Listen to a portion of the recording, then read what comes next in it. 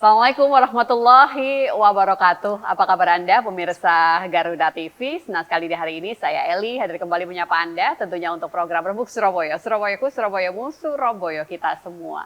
Waduh, hari ini kita jumpa tentunya kita akan ngobrol apa sih yang paling tengah dibutuhkan atau butuh untuk bisa diperbincangkan bersama ini terkait dengan Kota Surabaya. Hari ini kita akan ngobrol tentang pendidikan.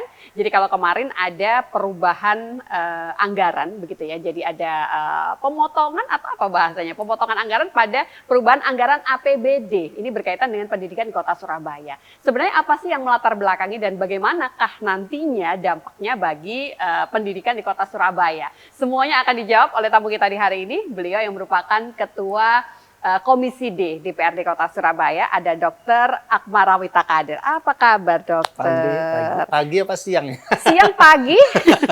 Tapi sebelumnya saya juga pengen ngucapin Dokter selamat atas terpilihnya amanat baru ini sebagai Ketua DPD Partai Golkar Kota Surabaya.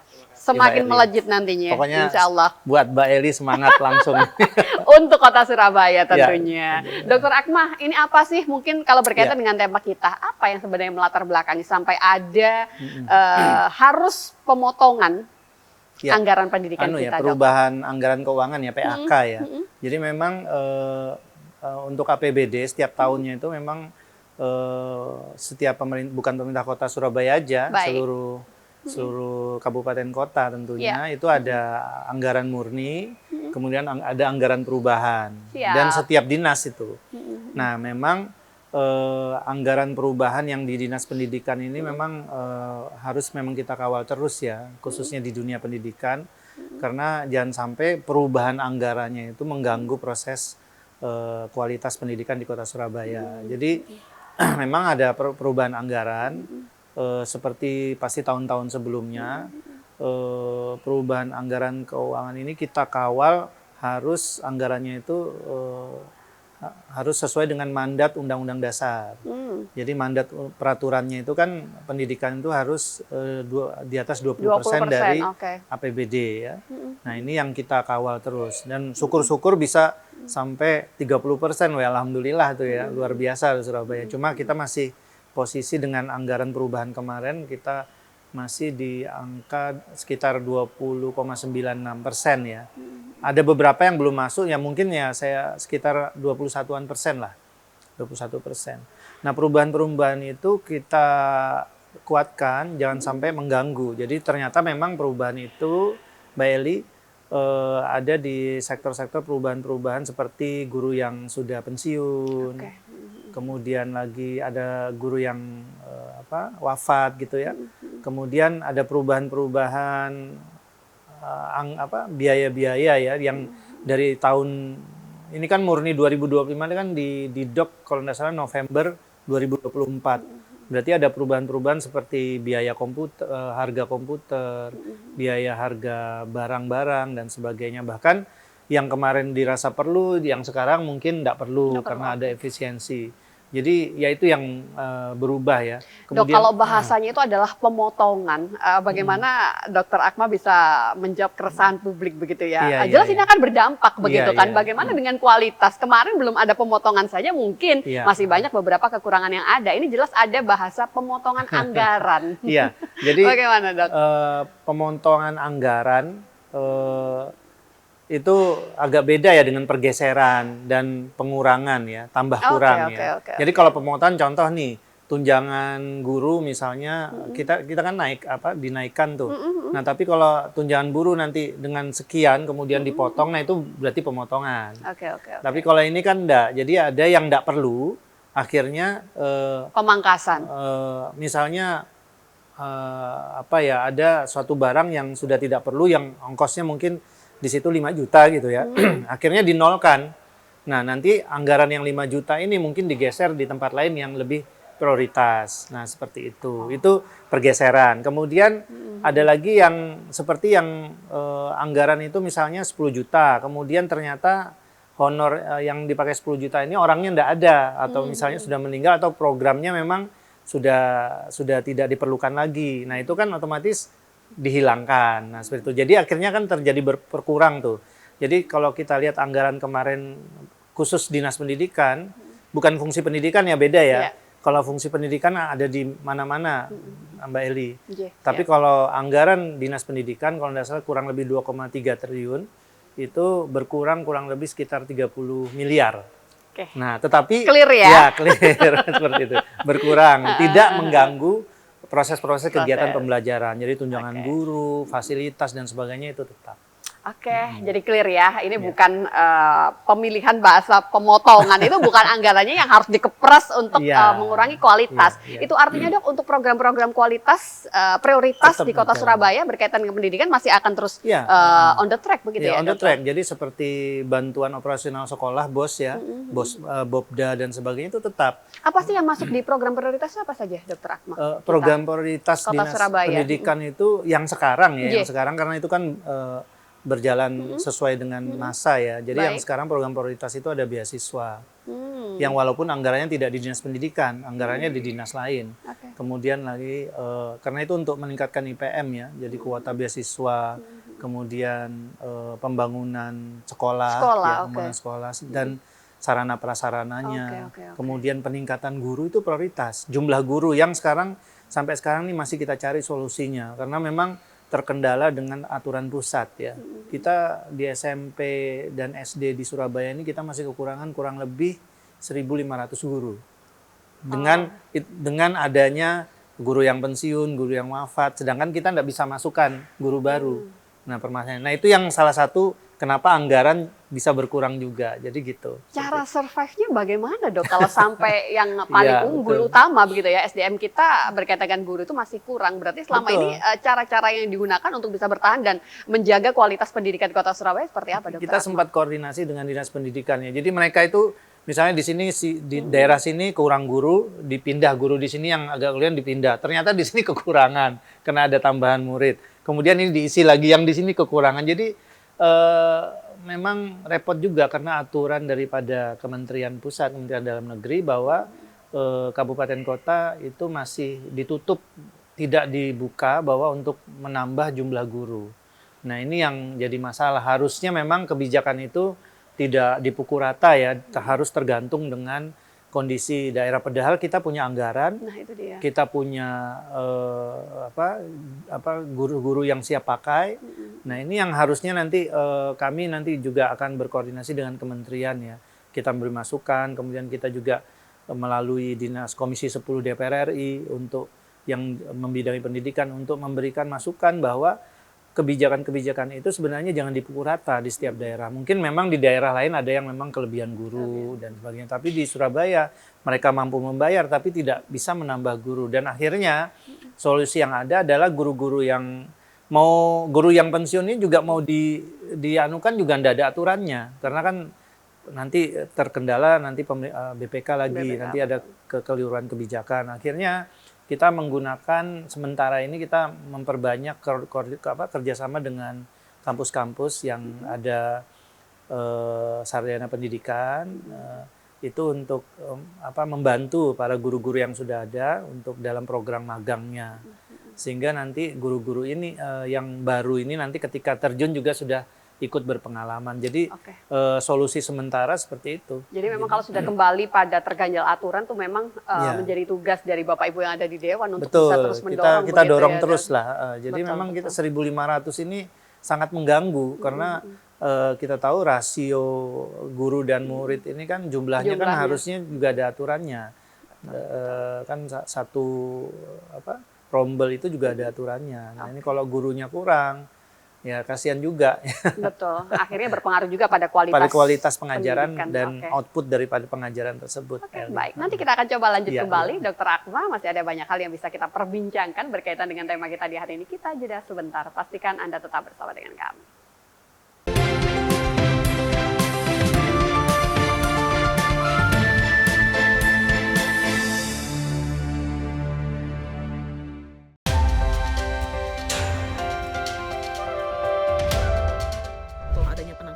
Berbagai peristiwa penting terjadi sepanjang hari. Berita faktual dan mendalam yang menjadi sorotan. Kami rangkum untuk menutup aktivitas Anda. Pokok dan penting itu sebagian. Saksikan laporan 8 malam setiap hari pukul 10 malam. Hanya di Garuda TV.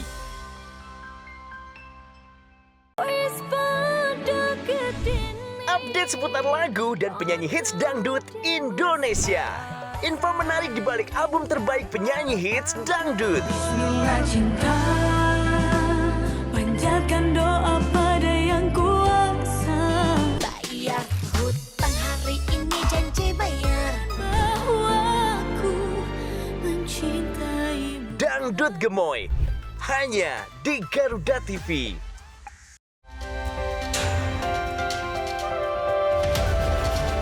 Jelajah rahasia yang belum terungkap seputar teknologi militer. 2007 dan melakukan penerbangan Marinir pertamanya. Amerika Serikat pada Juni Temukan fakta unik di balik rancangan alutsista yang paling canggih.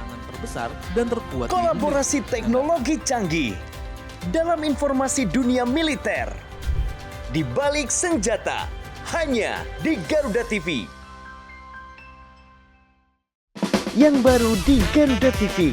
Resep rahasia di balik sajian menarik, masakan Nusantara dan internasional. Untuk menambah resep hidangan di rumah Anda.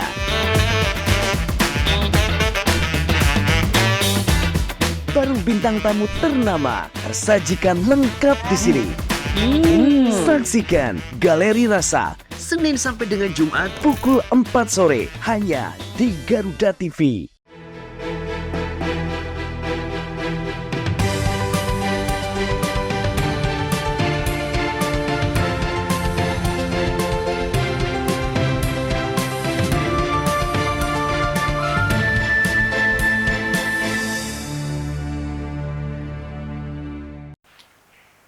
Ya, baik. Terima kasih Anda yang masih bersama dengan kami, pemirsa Garuda TV. Dan di segmen ini, Dokter Ya. Apa, saya masih pengen melanjutkan, masih berkaitan dengan program prioritas pendidikan. Ya. Itu sempat saya baca di beberapa referensi, begitu ya. Peningkatan kualitas dan juga kapasitas guru PAUD. Iya. Apa ini yang menjadi urgensinya di Kota Surabaya? Guru PAUD ini Guru juga PAUD. menjadi fokus kita ternyata. Bagaimana, Dok? Ya, jadi guru PAUD ini itu kita sudah bahas waktu saya di periode yang lalu ya 2020-2023 Oke. itu kita membahas bahwa pentingnya pendidikan pada usia dini. Golden age. Jadi usia dini itu 0 sampai 5 tahun ya. Itu secara medis itu golden age itu mampu membentuk karakter yang seutuhnya, yang membentuk dasar-dasar soft skill seseorang dan sebagainya itu di usia-usia tersebut. Nah, sehingga peningkatan pengajaran standarisasi guru PAUD ini perlu ditingkatkan. Jadi akhirnya itu jadi salah satu prioritas. Karena apa? Karena ini jadi pondasi buat anak-anak kita ke depannya supaya nanti punya karakter yang kuat, mental yang kuat, afektif yang kuat ya. Di mana di situ ada empati di dalamnya dan sebagainya, itu harus dibentuk secara dini sehingga ketika dia nanti SD, SMP itu tinggal nyentil aja sudah muncul. Karakternya Nah, sudah terbentuk. itu dasarnya seperti itu. Sehingga kami berusaha melihat ternyata banyak standarisasi yang berbeda-beda di setiap PAUD yang satu dengan yang lain. Nah, ini perlu ada standarisasi dan akhirnya kita buka beasiswa guru PAUD Guru ya. PAUD. Walaupun memang masih terbatas jumlahnya 200 setiap angkatan gitu ya. Nah, ini Siapa yang boleh mendapatkan fasilitas itu, Dok? guru-guru yang sudah mengajar di PAUD tapi masih belum S1. Batasan usia ada ya? Kalau total sekitar 55 ya. 55. Cuma nanti dibagi. Jadi nanti ternyata beasiswa ini ada yang dari APBD, ada yang dari pusat. Nah, nanti yang dari pusat itu difokuskan di usia 50 sampai 55. Kemudian yang dari APBD itu di bawah 50 yang di bawah 50 tahun. Jadi 50 sampai 55 itu pakai anggaran APBN. Dan Dinas Pendidikan nanti akan bekerja sama dengan kampus-kampus. Nah, itu Untuk dia. sementara ini yang kerjasamanya ada di UNESA ya. Di kampus Universitas Negeri Surabaya dan tidak menutup kemungkinan di kampus-kampus yang lain. Dan ini sudah banyak dimanfaatkan kah, Dokter? Alhamdulillah, jadi full kuotanya itu di tahun 2023 itu ada 200 yang masuk ya, dan tahun berarti kan itu dan lebih bagusnya lagi itu S1-nya itu programnya 2 tahun. Ada percepatan ya? Percepatan. Nah, program 2 tahun Sehingga di 2025 itu nanti ada keluar kurang lebih 200 lulusan yang sudah, sarjana S1. Walaupun mungkin berkurang sedikit karena ada yang meninggal, ada yang kemudian ada yang mundur dan sebagainya. Tapi kemarin saya cek itu cuma kurang lebih 190-an ya yang lulus nanti. Dok, ngomongin soal pendidikan usia dini Kota Surabaya, ada berapa banyak sih sebenarnya PAUD-PAUD yang di bawah naungan pemerintah Kota Surabaya ini, Dok? PAUD yang negeri sebenarnya sedikit ya, kurang lebih enggak sampai 10 ya, 5 atau 6 itu. Berarti tapi yang swasta, yang dimaksud ini berarti negeri ya, swasta ya? negeri swasta. Jadi kurang lebih ada sekitar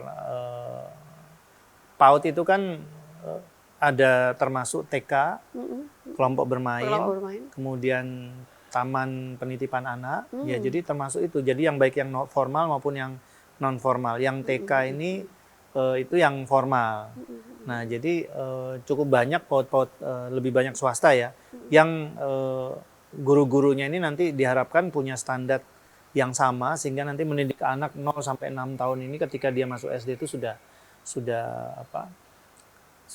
siap lah gitu ya, sehingga nanti guru-guru SD ini tinggal memoles-moles saja karena dasarnya udah terbentuk. Oke, ya seperti baik. itu. Ya. Dok, saya jadi pengen melanjutkan. Kalau pendidikan usia dini diperhatikan begitu ya untuk tenaga pengajar kita, termasuk juga mungkin di tingkat SD, SMP juga tadi disampaikan, sampai dengan infrastruktur semua dipersiapkan.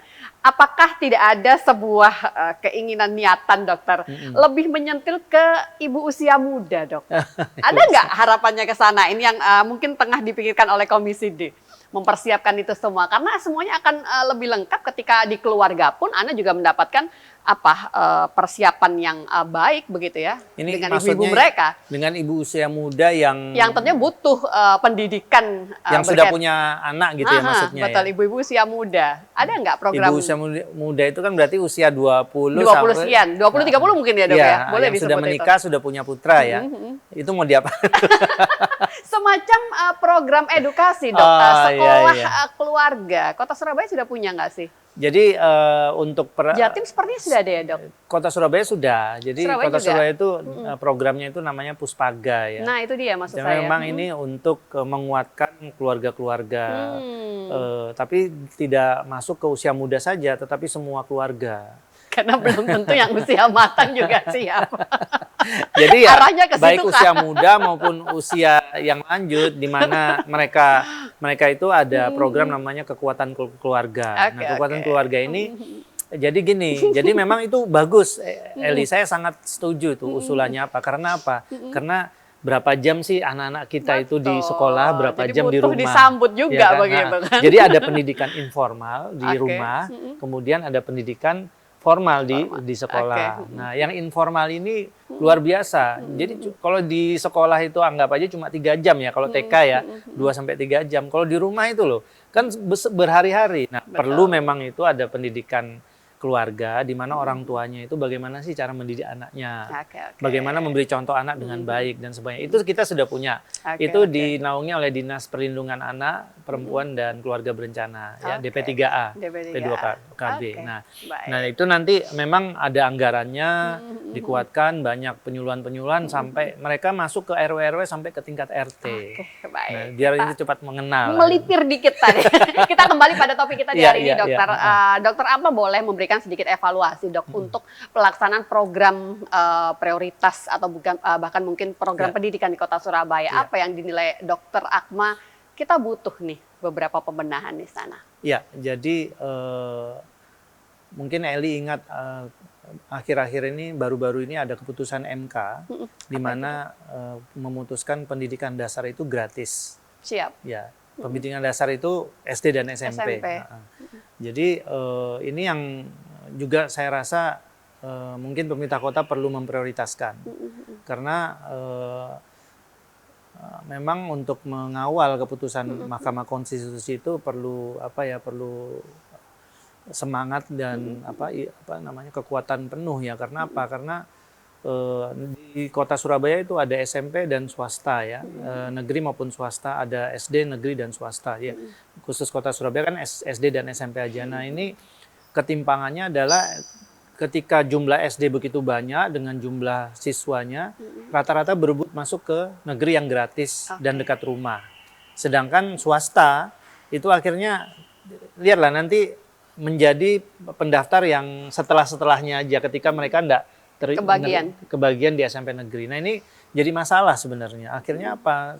SMP swasta itu menjadi ada yang dapat murid sedikit, kemudian ada yang sampai tidak kebagian. Kalau SMP swasta ini tidak menguatkan program-program dan kualitas pendidikannya, baik sarana maupun prasarananya. Ini yang jadi PR besar buat pemerintah kota. Jadi ketika ada keputusan MK ini bagaimana? Sebenarnya bisa, cuma mungkin Surabaya masih fokus ke infrastruktur ya, pembangunan infrastruktur. Memang itu juga penting, ya, tapi memang kita lihat prioritas-prioritasnya karena kan prioritas di sebuah negara itu cuma dua sebenarnya, di mana ada mandat anggaran tidak boleh di bawah 20%, yaitu pendidikan dan kesehatan. Nah, itu. Jadi pendidikan ini yang perlu. Nah, kita sebenarnya sudah punya program pendidikan gratis, baik itu SD maupun SMP ya, El. Nah, memang kita fokuskan di gamis dan pragamis. Dan Dinas Pendidikan kita apresiasi ya, kami dari Komisi D ini mengapresiasi sudah melakukan pendataan yang bagus berkoordinasi dengan Dinas Sosial itu dengan jumlah kurang yang tahun kemarin nih, yang PPDB kemarin itu ada sekitar 5.000 sekian siswa SD yang mau masuk SMP yang gamis ya, dan pragamis. Pragamis tadi. Jadi bagusnya apa? Pragamis juga masuk. Pragamis ini, gamis ini kan tentu dia sudah masuk data siswa miskin ya. Tapi yang pragamis ini ketika dia seorang tuanya bayar SPP, masuk ke swasta pasti putus tuh sekolahnya. Betul. Dan sehingga orang tuanya, keluarganya bisa terjun ke garis kemiskinan lagi. Betul. Nah ini akhirnya itu yang dinaungi deh. Kita alhamdulillah, dan 5.000 ini alhamdulillah sudah tercover. Jadi tidak ada lagi siswa yang gamis maupun pragamis ini yang tidak sekolah dan berbayar. Jadi semuanya gratis. Seperti baik, itu. Baik. Saya sebenarnya nggak pengen dijedah waktu obrolannya, tapi ternyata kita harus break dulu, dokter. Kita harus jeda sebentar dan pastikan Anda tetap bersama dengan kami.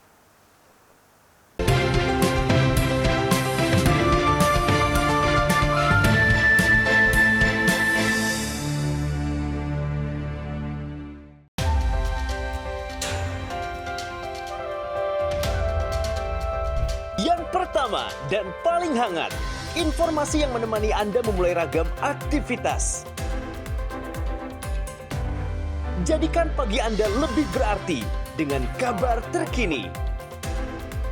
Laporan 8 pagi, setiap hari pukul 6 pagi, hanya di Garuda TV.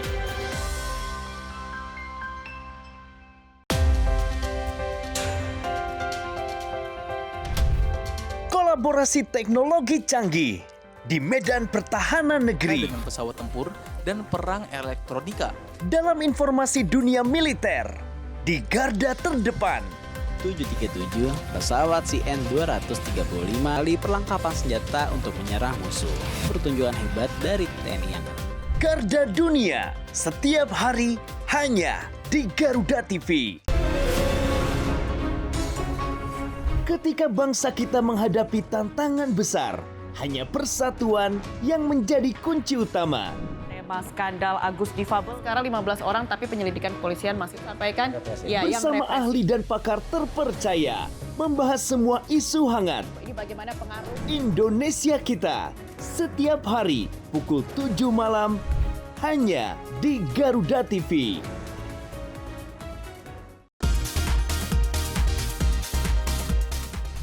Sajian informatif mengenai ragam fakta unik dari seluruh penjuru dunia. Mengulas berbagai fenomena menarik dan langka yang kaya akan wawasan. Pengetahuan dan humaniora, Oxford University awalnya justru dibuat Karena desainnya yang transparan, para pengunjung yang menginap di sana Info Miss Wow hanya di Garuda TV.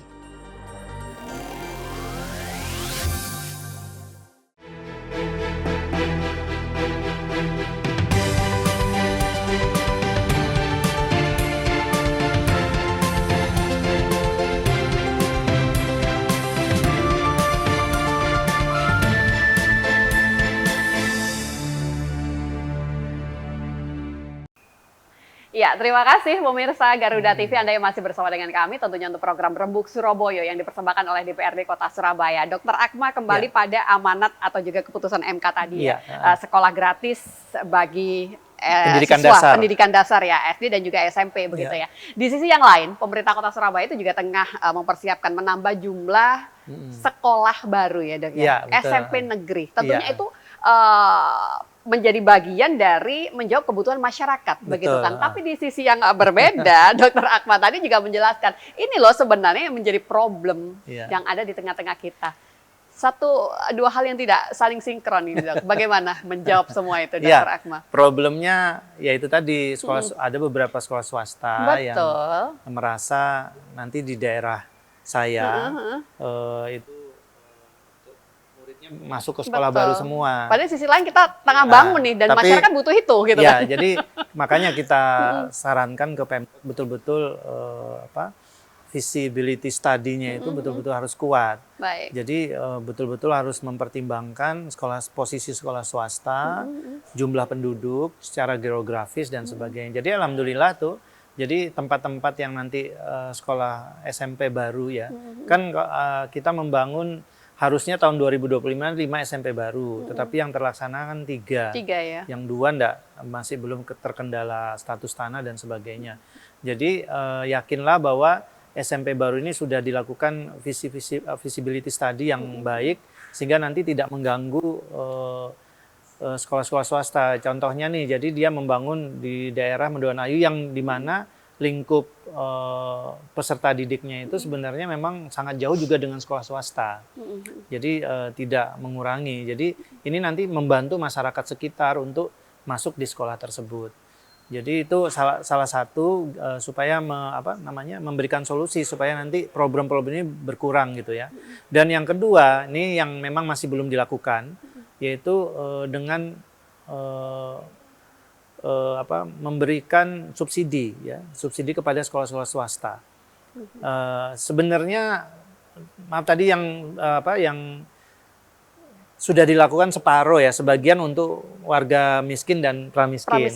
Jadi warga miskin dan pramiskin yang tidak masuk negeri, Eli, itu akan difasilitasi masuk ke swasta dan tidak membayar SPP.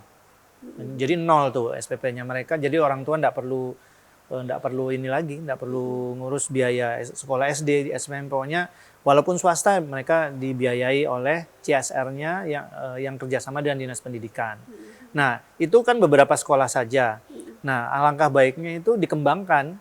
Jadi dikembangkan jumlahnya dengan tentu saja dengan menghitung itu tadi jumlah warga yang memang kan ini ada tipikal warga yang miskin, ada yang pramis, oke kita fasilitasi ya. Tetapi ada warga yang mampu tetapi juga pingin gratis itu ada juga. Jadi kita butuh memang memberikan. Mereka berharap bahwa pendidikan dasar itu gratis, mereka tidak salah juga. Tapi ada juga segmen orang tua yang saya tidak mau yang gratisan, saya mau yang mahal. Itu oke, segmennya beda ya. Jadi contohnya ada sekolah-sekolah yang berbayar mahal tuh, dan yang sampai kayak kuliah stabil itu ya. Itu kita tidak ganggu di situ. Nah, jadi posisinya yang merasa sudah mampu tapi merasa bahwa pendidikan dasar itu gratis. Nah, itu yang difasilitasi. Nah, itu yang nanti ditambah biaya-biayanya yang difasilitasi oleh pemerintah daerah ke sekolah-sekolah swasta, sehingga kalau swasta juga sudah tidak mikir lagi bayar SPP dan mereka juga dikatakan gratis kayak negeri. Otomatis mereka juga akan hidup ya, yang tadinya mereka juga ada sedikit ketimpangan. Ketimpangan nanti saya tidak dapat siswa nih, nanti bobda saya kurang nih, kan bobda kan naik turun tuh. Kalau jumlah siswanya kurang, bobdanya juga kurang. Nah itu. Nah jadi dengan adanya kerjasama yang baik, maka dia tidak usah pilih-pilih. Aku nanti tidak kekurangan murid, pasti nanti masuk terus tuh. Yang penting nanti sudah ada kerjasama, sekolah itu nanti dibiayai oleh pemerintah kota. Untuk problem ini, teman-teman MKKS itu diberikan ruang yang cukup untuk berdiskusi nggak sih, Dok? Dengan komisi mungkin? Iya, nanti itu kita sementara ini kan Dinas Pendidikan dengan eksekutif dulu ya, di koordinasi kita tentu saja memantau dan mengawal ini sehingga program ini bisa berjalan. Soalnya gini, jadi program ini masih belum ada yang tadi tambahan supaya sekolah SD dan SMP mengawal putusan MK itu memang masih belum disambut secara terbuka oleh bukan hanya di kota Surabaya, di kota-kota lain daerah juga juga ya. gitu ya. Nah, ini yang kita kawal pelan-pelan sehingga nanti MKKS yang dari sekolah-sekolah swasta ini juga mengawal itu juga, dan mereka juga tidak ada khawatir bahwa mereka akan kekurangan siswa seperti itu. Nah, ini mudah-mudahan dengan adanya penambahan infrastruktur perekonomian Surabaya ini juga menambahkan PAD buat kota Surabaya sehingga nanti anggaran itu bisa dialihkan juga, dan kita mungkin nanti anggaran pendidikan tidak hanya 21%, tetapi bisa sampai 25, 29 bahkan 30%. Dan ini akan mengangkat nama kota Surabaya yang notabene bahwa ternyata anggaran pendidikan kota Surabaya sangat besar dan sangat konsen di situ. Benar-benar di atas 20% tadi. Iya. Sebenarnya ketika pemerintah kota Surabaya itu sudah bisa menjamin ya Dok, artinya apa tadi, sekolah negeri, sekolah swasta pun Betul. juga tetap bisa ada intervensi pemerintah di situ, terus juga pemerataan kualitas SDM guru kita, fasilitas juga tentunya nggak bakal banyak juga orang tua yang harus mengidolakan anak saya harus sekolah sini, harus begitu. Nah, itulah pasal impian kita gitu. Jadi ya. Undang-Undang Dasar pasal berapa? Pasal 31 itu pasti sudah amanahnya tercapai bahwa Begitu ya. ada akses pendidikan seluas-luasnya. Kita di level mana Dok untuk mencapai kesetaraan, artinya pemerataan Kita menuju kualitas ke sana pendidikan? ya, karena kan kesetaraan akses ke seluas-luasnya itu kan harus dilihat dari ekonomi. Ekonomi itu harus gratis semua kan pendidikan dasarnya. Jadi tidak pandang bulu. Ini beda dengan segmen yang tadi ya, yang memang dia punya elektif, jadi sekolahnya punya elektivitas sehingga dia berbayar mahal dan ada orang tua yang setuju, itu kita tidak berbicara di situ. Nah, itu dari ekonomi, dari geografis. Jadi ada pemerataan. Jadi orang tua warga Surabaya ini tidak perlu lagi nanti mikir anak saya nanti SD sekolahnya jauh, nanti gimana sekolahnya, nanti saya ngantarnya gimana, kemudian kerja saya nanti jam berapa telat. Nah, itu harus dipikirkan. Nah, kemudian jadi segi geografis, ekonomi, dan dari segi hal-hal yang lain yang bisa mendukung program-program daripada pemerataan akses pendidikan itu. Berarti sebenarnya Dok menjawab pernyataan dari MK tadi yang memang menyebutkan pendidikan dasar itu harus gratis SD, SMP begitu ya. Ketika melihat aturan yang ada, berarti sekolah swasta yang seperti apa itu jelas kah sebenarnya Dok? Yang nantinya memang harus memberikan atau bisa memberikan pendidikan gratis itu tadi, Dokter? Kalau sekolah seperti apa itu sekarang sudah ada naungannya kan, peraturannya kan kuat itu Eli. Jadi sekolah-sekolah ini sekarang kan kurikulumnya harus berbasis yang ada ditetapkan oleh Kementerian Pendidikan Dasar dan Menengah. Jadi itu tadi saya lupa, tadi ada yang ekonomi, geografis harus dipertimbangkan ya. Kemudian itu disabilitas. Disabilitas dan diskriminatif. Nah, itu tidak boleh. Jadi disabilitas itu harus semua merata, baik SMP maupun swasta. Disabilitas itu artinya untuk anak-anak berkebutuhan khusus? Iya, jadi anak-anak berkebutuhan khusus itu tidak ada diskriminatif bahwa dia tidak boleh sekolah di sini. Kalau dia mau sekolah ini harus diterima di sekolah sini. Fasilitasnya memadai nggak? Itu. Nah, jadi itu jadi pertanyaan saya. Jadi sekarang Dinas Pendidikan itu dengan adanya kekurangan guru ini jadi tantangannya luar biasa. Jadi guru-guru ini betul-betul harus dibekali bagaimana cara mendidik anak-anak yang disabilitas dan sebagainya. Karena kan sekolah disabilitas kota Surabaya belum punya tuh. Disabilitas kotanya ada yang punya itu masih provinsi ya. Provinsi. Tapi sekarang dengan adanya keputusan ini jadi yang tidak ada diskriminatif lagi. Jadi semua sekolah harus bisa. Nah, jadi tugas memang ini jadi beban berat buat Dinas Pendidikan, pemerintah kota. Ini insya Allah kita bisa asal betul-betul mau. Jadi kayak mendata disabilitas mana yang sering ada di kota Surabaya, itu diprioritaskan untuk mendidik guru-guru yang ada setiap sekolah ini minimal berapa persen. Kalau misalnya anak disabilitasnya ada 5, berarti gurunya harus ada berapa. Dan itu gurunya harus dilatih untuk mendidik anak disabilitas yang model istilahnya disabilitas misalnya kebutuhannya netra, kan beragam. Misalnya lumpuh dan sebagainya itu punya, dan kemudian fasilitasnya itu harus dikembangkan. Nah, dengan adanya pemerataan SPP tadi gratis, nah itu tinggal nanti satu-satu di swasta malah bisa lebih fokus lagi untuk meningkatkan itu. Oke, nanti kita akan coba lanjut kembali. Kita harus jeda sebentar. Dr. Akmal, masih ada 2 segmen lagi untuk bisa berbincang di hari ini, pemirsa.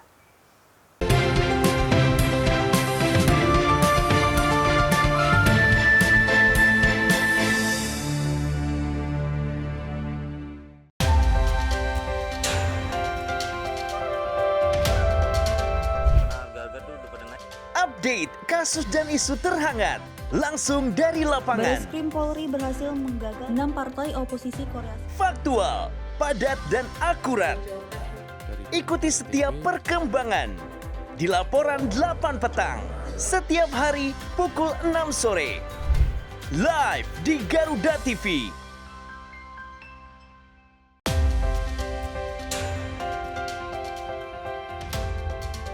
Mengenal dunia militer lebih dekat dari awal sejarah hingga teknologi modern pertahanan.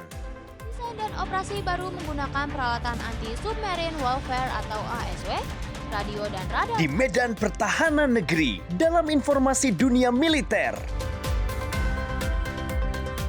In Militer setiap hari hanya di Garuda TV.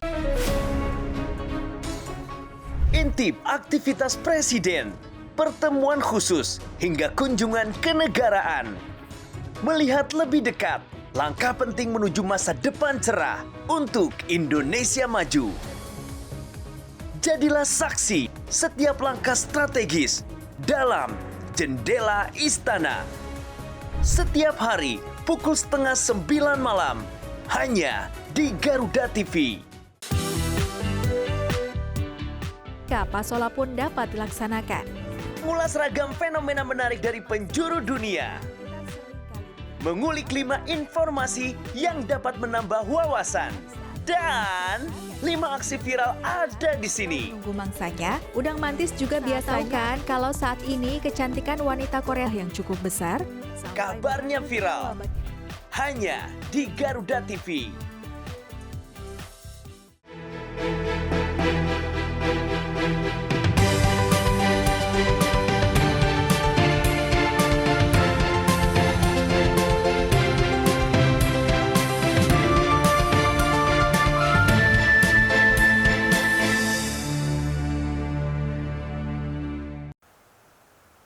Baik, terima kasih pemirsa Garuda TV Anda yang masih bersama dengan kami. Bagaimana kalau bicara soal pendidikan, tentunya nggak bakal ada habisnya, begitu ya. Kita paling seneng, apalagi kalau ngobrolnya dengan Ketua Komisi D DPRD Kota Surabaya, Dr. Akmal. Tadi di entah segmen keberapa, dokter sempat menyebut ada istilah gamis pragamis. Sebenarnya kalau bicara soal itu, indikator kita itu jelas nggak sih, Dok? Parameter kita jelas nggak? Kadang ada beberapa itu mempertanyakan begini, Dok. Saya itu merasa ada sudah masuk di segmen yang menengah begitu ya. Mungkin ada masyarakat yang berpikirnya begitu. Tapi ketika pendidikan kesehatan tidak terjamin, sangat memungkinkan bagi mereka itu untuk terjun masuk di yaitu gamis atau pragamis tadi. Menjawab itu semua, Dok, indikator kita yang dipakai itu seperti apa, Dokter? Ya, jadi sebenarnya hitung-hitungannya itu indikatornya cukup kompleks ya. Tapi itu data karena, kita valid nggak, Dok, soal itu? Data kita valid karena Dinas Sosial ini dia menggunakan data BPS ya. BPS ini kan punyanya pemerintah. Dijamin ya. tepat sasaran berarti ya? Kalau dilihat data dijamin tepat sasaran karena tapi gitu kan ya. di bawah itu ada aja yang 1, 2, ada yang gimana ya. Apalagi sekarang kan untuk mengetahui gamis dan pragamis kan datanya dinamis, setiap 3 bulan di-upload kan. Jadi makanya ada di situ ada peran RT, RW yang bisa mengklik ketika orang tersebut apakah sudah masuk ke keluar dari pragamis, apakah masih pragamis. Nah, RT RW ini yang saya rasa masih kekurangannya apa? Masih beragam mindsetnya bahwa itu dia miskin, bahwa itu dia pragamis, bahwa itu mindsetnya masih kurang kuat ya, sehingga ketika ada orang yang tadi yang dikatakan ketika dia pragamis itu kan ketika dia membayar uang sekolah tiba-tiba dia tidak mampu beli makan gitu ya, sehingga dia terjun ke garis kemiskinan. Nah, itu sebenarnya peran RT dan apalagi sekarang ada KSH ya, jadi setiap RT itu ada KSH Surabaya Hebat. Harus hebat. Jadi harus mampu menginterpretasi secara rata dan secara standar Jadi KSH di RT di kecamatan ini dan RT di kecamatan ini harus sama. Jadi, nah itu yang peran dinas itu harus dikuatkan lagi. Sehingga nanti ketika dia ada orang yang masuk terjun ke gamis itu langsung tiap 3 bulan nanti ada muslur namanya, musyawarah kelurahan ya. Kesalahan itu nanti merubah data itu. Nah kemudian data itu langsung diverifikasi oleh kelurahan dan dinas sosial, sehingga dinas sosial mendapatkan data ini yang diambil oleh dinas pendidikan. Jadi nggak perlu khawatir data itu Iya, permanen begitu ya, betul, tidak ya. begitu Nggak perlu, semuanya nggak sangat perlu. dinamis, bisa berubah mengikuti Ya. kebutuhan. Nah permasalahan di masyarakat. lapangan yang di bawah ini ternyata masih perlu dikuatkan. Jadi ada yang RT yang like and dislike, ada yang dia memang masih gamis tapi dicoret, ini akhirnya masuk ke muslur, dia tidak dapat bantuan dan tidak dapat intervensi. Nah ini yang udahlah, kita ini kan bergotong royong untuk memajukan kota Surabaya. Jadi RT, KSH maupun RW hilangkan itu like and dislike, ya apa adanya di lapangan. Ketika dia memang miskin dan itu sudah ada indikatornya jelas itu. Jadi ketika KSH dan RT itu masih ragu-ragu, gampang tinggal manggil aja dinas sosial biar dibantu. Nah itu dia masuk desil berapa ya, misalnya desil 3, 4 dan sebagainya. Nah itu langsung dimasukkan ke muslur. Nah jadi itu sehingga nanti jumlah anaknya berapa dan sebagainya itu kan semua Datanya ada di valid, bawah. begitu ya. Jadi Oke, seperti itu. baik. Eli. Dokter, kembali pada persoalan pendidikan di kota Surabaya. Ya. Bagaimana memastikan kalau seluruh anak-anak di kota Surabaya usia sekolah itu benar-benar mendapatkan hak pendidikan yang sesuai, Ya. dokter? Jadi ketika di kabupaten kota, ya khususnya di Surabaya ada anak yang tidak sekolah, itu yang pasti yang pertama disalahkan pemerintah. Ya. Kenapa? Karena pemerintah ini yang punya instrumen, sistemnya. Jadi jangan sampai ada anak tidak sekolah dengan alasan apapun ya. Apapun, betul. Jadi kasus-kasus yang terbaru kita lihat kan ada anak yang tiba-tiba berapa tahun sudah putus sekolah dan sebagainya dengan berbagai macam alasan. Nah itu instrumen pemerintah kota ini khususnya di Surabaya sebenarnya saya apresiasi ya. Jadi punya ribuan KSH. Kemudian dan itu ada insentifnya, RT RW diberikan insentif dan sebagainya. Nah ini harus dikuatkan lagi fungsinya sehingga ada hal-hal yang janggal ketika anak-anak itu berkeliaran tidak sekolah pada jam-jam sekolah, harus betul-betul dilihat kenapa dan sebagainya, ada alasan apa, apakah memang sakit ataukah memang dia tidak sekolah. Nah ini langsung dilaporkan ke kelurahan maupun kecamatan, karena di dalam kelurahan kecamatan itu ada kaki-kakinya dinas-dinas terkait. Nah ini yang perlu betul-betul dikuatkan lagi, jangan sampai membiarkan saja sehingga ketika viral baru diintervensi dan sebagainya. Yang sering terjadi itu terhambat permasalahan data, benarkah dok sebenarnya? Itu juga menjadi salah satu faktor penghalang. Betul, yang itu tadi yang saya katakan, data itu kan datangnya dari bawah. Nah, ketidakvalidan data di bawah berarti iya, ya? jadi ketika like and dislike, orang ini misalnya masuk di kategori gakin, tapi sama RT-nya dia tidak suka karena alasan A, B, C, D, Betul. udah tak coret aja biar tidak dapat bantuan gitu. Akhirnya kan kasihan. Akibatnya apa? Ketika dia tidak masuk data, nah itu kan pembiaran namanya. Ini ya kasihan juga orang miskin yang dimana itu dipelihara oleh negara, harus turun di situ. Dengan kesalahan itu saja itu bisa membuat anak didik kita yang dia punya anak itu yang mungkin tidak sekolah, Tidak bisa putus mendapatkan sekolah dan fasilitas sebagainya. begitu ya. Oke. Seperti itu. Oke. Dan alasan-alasan lain masih banyak, Eli. Selain data tadi ya Selain dok? data tadi juga masih banyak. Ada yang yaitu tadi orang tuanya yang kekeh memang anaknya tidak mau sekolah dan sebagainya. Itu harus ada pendekatan-pendekatan. Dinas pendidikan tuh dengan dinas DP3 perlindungan anak itu kayak bestie gitu ya. Jadi saya lihat memang mereka terjun ke bawah, mereka langsung intervensi. Peran RT ya dok, kalau sudah Ya, sampai betul. pendapat orang tua yang ada dalam tanda kutip pembiaran anak ini memang nggak mau sekolah, itu kan Iya. berarti butuh pendekatan. Karena kan yang paling kita tahu dekat, kan pegawai-pegawai di dinas ini juga terbatas dengan 3 betul. juta jumlah penduduk di kota Surabaya ini. Surabaya. Sehingga butuh tangan-tangan dan kita apresiasi sebenarnya. Ada insentif KSH, penambahan jumlah KSH, ada RT. Dan ini tangan-tangan ini yang betul-betul yang menjadi mata elang buat pemerintah kota sehingga mampu merekam dan kemudian mengintervensi, mencarikan solusi sehingga nanti ketika ini semua berjalan rapi, nah ini Kota Surabaya luar biasa. Oke, baik. Di Komisi D, Dokter, Ya. berkaitan dengan upaya terus mendorong begitu ya pemerataan kualitas pendidikan, bahkan tentunya dengan perubahan-perubahan tadi di Iya, awal yang betul. sudah kita diskusikan bersama. Apa tentunya yang akan dilakukan untuk Komisi D sendiri, Dokter? Ya, jadi intinya memang di DPRD ini kan memang harus sesuai fungsinya ya. Jadi Baik. mengawal anggaran, mengawal peraturan-peraturan yang ada, Siap. dan membuat melakukan evaluasi program-program kerja. Jadi kami Komisi D khususnya yang berhubungan dengan pendidikan itu dan dinas-dinas lain, karena fungsi pendidikan ini ternyata tidak hanya di dinas pendidikan, walaupun dinas pendidikan anggarannya 2, triliun. Ternyata ada anggaran-anggaran lain yang besar juga, walaupun tidak sebesar dinas pendidikan itu di tempat-tempat lain. Seperti ada di dinas sosial, ada dinas tenaga kerja dan sebagainya. Nah, ini kami mengawal di dinas-dinas tersebut sehingga berkoordinasi sehingga anggaran fungsi pendidikan ini betul-betul berfungsi, berjalan dengan baik, dan dinas pendidikan anggarannya walaupun tadi dikurangi PAK, tetapi itu insya Allah itu tidak mengganggu program-program pembelajaran yang sudah berjalan ya, karena yang digeser maupun dikurangi itu adalah anggaran-anggaran penyesuaian seperti itu. Oke, baik. Nanti kita akan lanjut kembali, masih ada satu segmen lagi untuk bisa menutup perbincangan kita di hari ini. Tetaplah bersama dengan kami.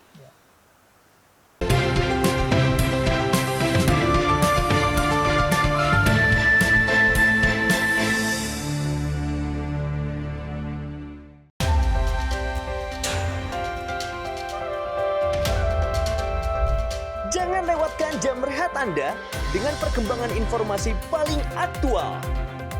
Peristiwa yang terjadi setiap saat disajikan untuk Anda. Operasi yang dikelola oleh warga binaan. Laporan 8 siang, setiap hari pukul 12 siang, hanya di Garuda TV.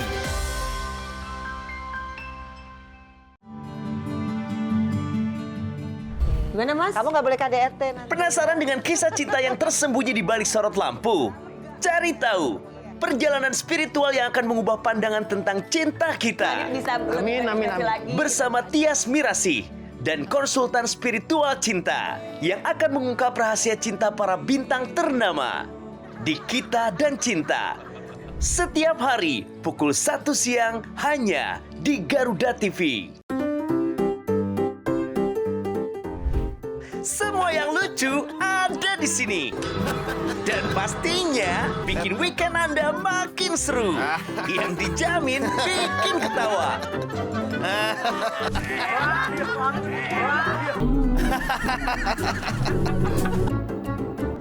Saksikan Mau Ketawa Takut Dosa hanya di Garuda TV.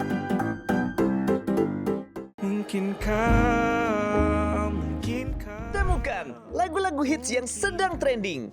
Update playlist musik penyanyi favoritmu yang pastinya gak bakalan ketinggalan.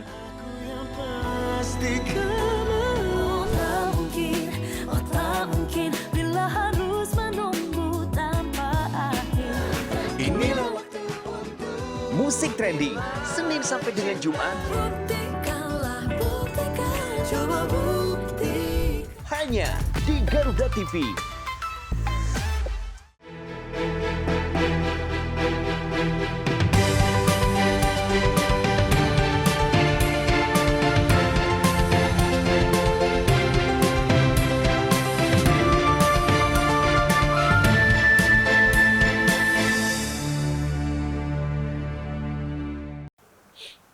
Baik, terima kasih Anda yang masih bersama dengan kami. Dijamin memang kalau berbicara dengan Ketua Komisi D kita hari ini. Waduh, Dr. Rahma matur nuwun, sangat banyak sekali insight yang saya dapatkan di hari ini. Dan apa Dok, mungkin closing statement yang bisa disampaikan berkaitan dengan tema kita di hari ini. Monggo, Dok. Jadi berkaitan dengan anggaran fungsi pendidikan ya di Dinas Pendidikan. Yang pertama, kami di DPRD Kota Surabaya ini betul-betul mengawal ya. Jadi anggaran negara itu biar digunakan sebagaimana mestinya untuk kemajuan pendidikan di Kota Surabaya. Jadi kami tidak mau ada anggaran-anggaran yang mubazir, sehingga waktu pembahasan PAK tadi kami memastikan bahwa anggaran-anggaran yang tidak perlu itu dipindahkan ke anggaran-anggaran yang sangat prioritas ya. Jadi pesan kami khususnya untuk pemerintah kota, jadi betul-betul mengevaluasi ya anggaran-anggaran yang ada dan menggunakan sebaik-baiknya anggaran itu sehingga program-program pembelajaran di Surabaya ini betul-betul baik, menghasilkan anak-anak didik kita yang mampu membantu kesejahteraan ke depannya ya warga kota Surabaya. Dan khususnya untuk pemerintah kota ya, jadi untuk lebih menguatkan lagi fungsi-fungsi di tingkat bawah ya, di kecamatan, di RT, kemudian KSH, sehingga nanti mampu men-screening permasalahan-permasalahan yang ada di bawah. Sehingga ketika permasalahan itu ada, itu jangan dibiarkan lama, langsung berkoordinasi dengan kelurahan dan kecamatan untuk dikoordinasikan dan dinas-dinas terkait, khususnya masalah pendidikan. Sehingga tidak ada lagi anak-anak kita yang terlantar, tidak bersekolah, dan tidak ada lagi keluarga yang memikirkan anaknya bagaimana biaya sekolah dan sebagainya. Insya Allah kami akan mengawal itu dan mudah-mudahan kedepannya seluruh SMP, SD yang ada di Kota Surabaya ini gratis ya, tidak hanya untuk Gakin dan Pragakin ya, tetapi untuk warga Kota Surabaya gitu. Wah, insya Allah kita menuju ke sana begitu ya. Semoga dimudahkan dokter. Terima kasih. Selamat kembali bertugas. Terima kasih, kita menantikan kabar sukses, terbaik tentunya dari DPRD Kota Surabaya untuk masyarakat Kota Surabaya. Semoga apa yang kita perbincangkan di hari ini pemirsa bisa memberikan manfaat untuk kita bersama. Saya Eli, pamit undur diri. Wassalamualaikum warahmatullahi wabarakatuh. Waalaikumsalam. Terima kasih Mbak Eli.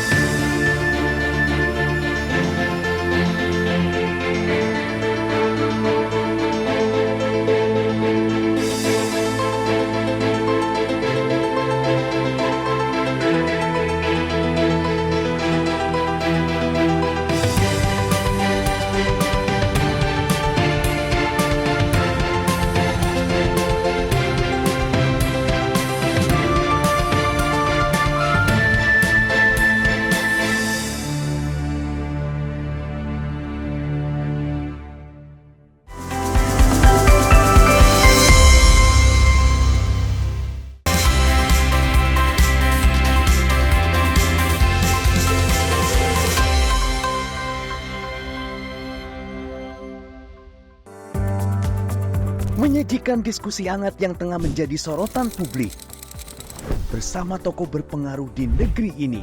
Terjadi apabila ada pengetahuan dan keberanian mengungkap berbagai pandangan dari isu sosial, politik, dan ekonomi. Sebetulnya karena semua di dalam sistem, tempat di mana ide memiliki arti penting. Saya selalu bilang, never give up. Orang penting setiap Jumat hingga Minggu pukul 9 malam hanya di Garuda TV.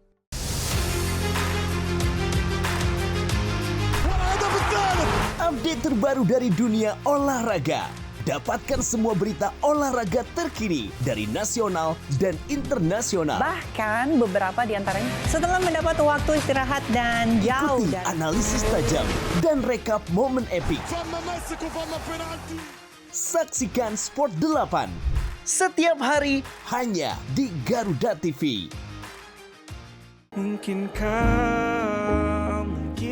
Temukan lagu-lagu hits yang sedang trending. Update playlist musik penyanyi favoritmu yang pastinya gak bakalan ketinggalan.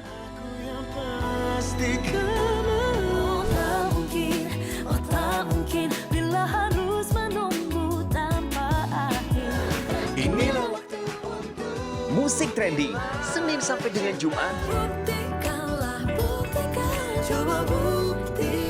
Hanya di Garuda TV. Update seputar lagu dan penyanyi hits dangdut Indonesia.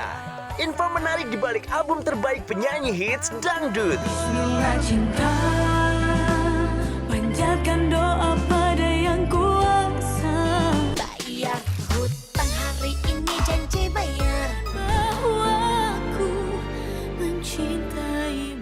sudut gemoy.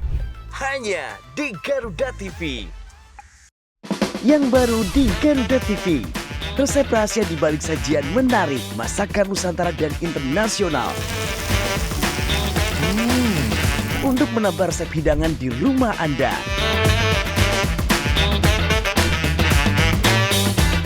Baru bintang tamu ternama tersajikan lengkap di sini.